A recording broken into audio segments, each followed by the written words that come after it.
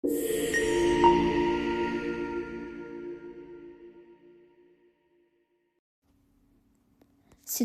në shtëpinë e Big Brother VIP Albania 5 ka degraduar në ofendime të rënda personale dhe sulme të njëpasnjëshme të Rogertit ndaj Luiz Ellit. Gjithçka ka nisur ndërsa Luizi po bënte dush, kur Rogerti ka shpërthyer në një lumë akuzash për moralin, karrierën dhe të kaluarën e fituesit të Big Brother VIP 2. Rogerti e ka nisur sulmin duke i përmendur Luizit paratë dhe karakterin. Miliona euro të më japësh, ti djeg në sy të gjitha, edhe pse kam nevojë edhe për 100 euro. E di çfarë problemi ke ti? Ti e mosmirnjohës në jetë. Erdhe si mbaruar muajin e parë, bëre qa bëre për punë kontratash dhe o burra, si a di për nder vetes. Mos rritë na hapësh këtu për punë zinxhirash, na e ke vendosur arin në qaf kaq.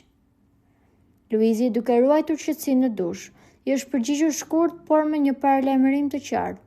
S'ka gjë, unë bëj çfarë të dua, ty të kam lënë për në fund. Ke për t'u penduar.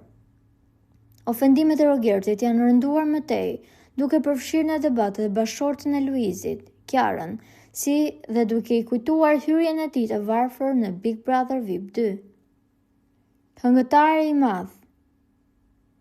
E di kush je? Ti je majmun që i kthyer në njeri. Ka bërtitur Rogerti ndërsa Luizi e pyeti sërish me ironi. E di sa ke për të penduar. Ajo mbretëresha që të mban ty, pra Kiara, Zoti e rujt, po ti prap këti pare majmuni. Ti je lepur, Zoti të rujt, kujdes me zinxhirin e arit. Zinxhiri i arit ti e ke degradu. E mban mend kur ke ardhur pa zinxhir, pa këpucë, pa brek.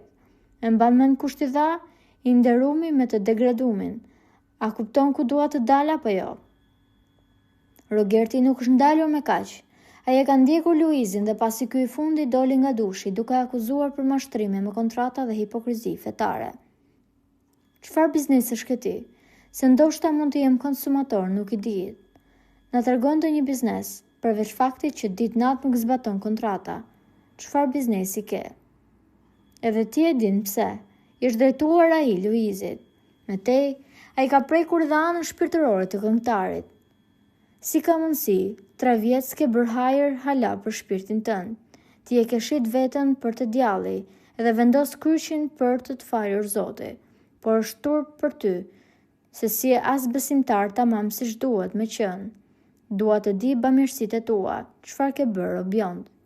Pavarësisht toneve të larta dhe ofendimeve të rënda, Luizi ka zgjedhur të mos bjerë pre e provokimit me të njëjtën monedhë, duke i përsëritur Rogertit vetëm fjalinë ke për t'u penduar.